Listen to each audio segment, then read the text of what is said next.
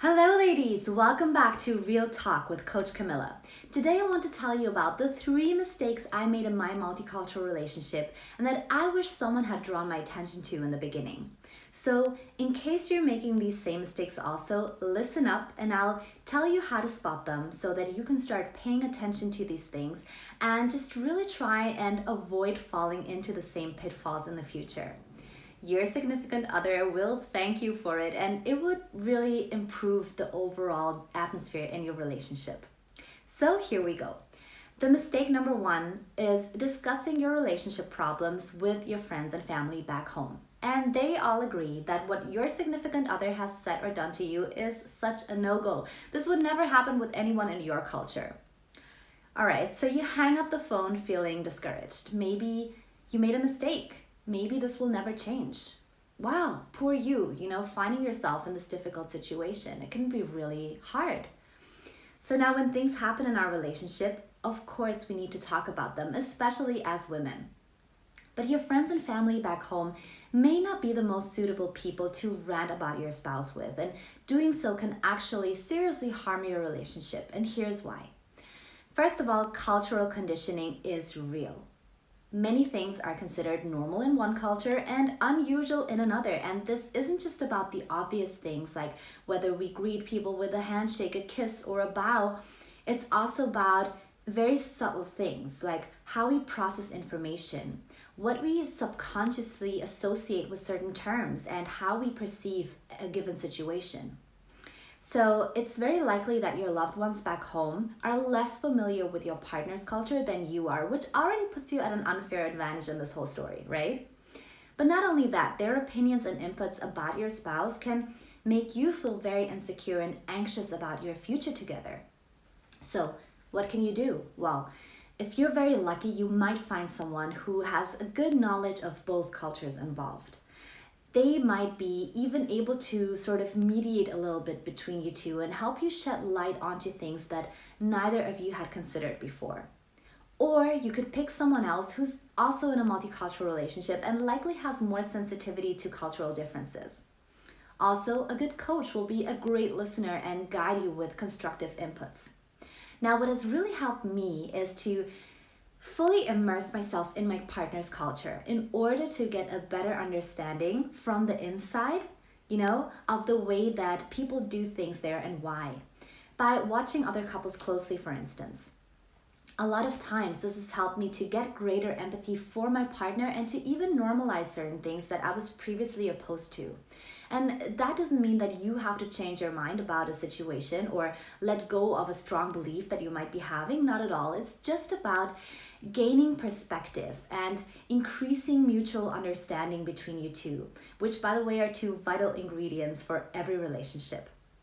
Then also bear in mind that you're just telling your version of the story, right? If you're honest, when something happens that deeply upsets or bothers you and you call up your loved ones back home, you want their sympathy, right?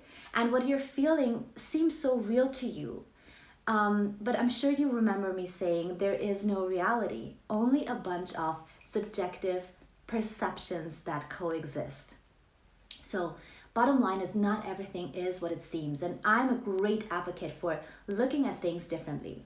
Last week, I shared 5 relationship tools with you that can help you do this, and I'll link them below somewhere again for you. And then also remember, you might find it in your heart to forgive your spouse, but your loved ones back home, they're clearly team you, and they just might have a harder time forgetting about whatever happened between you two. Then number 2, the second mistake, is making it a cultural thing. So take any argument.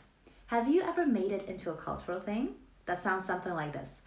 All of you nationality are so whatever, or your country is just so this and that.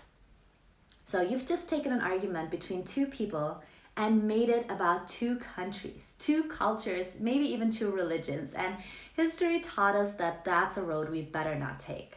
And also, let's be honest, who likes to be judged for their nationality? It's, now you're kind of involving all of your spouse's ancestors in the situation. And our nationality and the culture we were born into is just another trait that we can't do anything about. So It's not really fair, right? And by the way, let me also tell you that the fact that your spouse picked you already says a lot about him. So he's probably way more open-minded than others.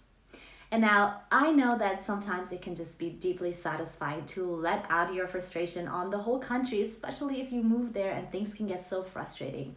But as I said, it's not playing fair. And according to relationship expert John Gottman, you should aim for a 5-to-1 ratio between positive and negative interactions. So for every 5 times you praised your partner's home country or culture, go ahead and indulge in that one time of blowing off steam at them. And then the third mistake that you might be making is waiting for the other one to change.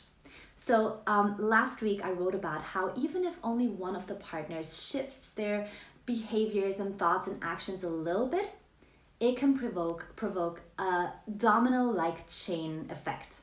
Maybe not on the first day, you might need to give it a little try, but it will.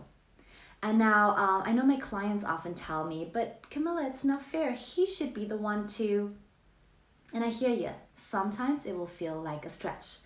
But if you knew that you could significantly improve your relationship, would it be worth taking the first step? And you probably know the saying, do you want to be right or do you want to be happy? And another thing that I hear a lot is, I've tried everything, it won't work. So here I like to remind you that you may have tried everything that you could think of and that might work with you because you're living in your own mind, right? But maybe that just wasn't what he needed in the situation. And being in a relationship is a bit like being a scientist. You have to experiment with different things. Think outside the box and definitely not give up when things get hard.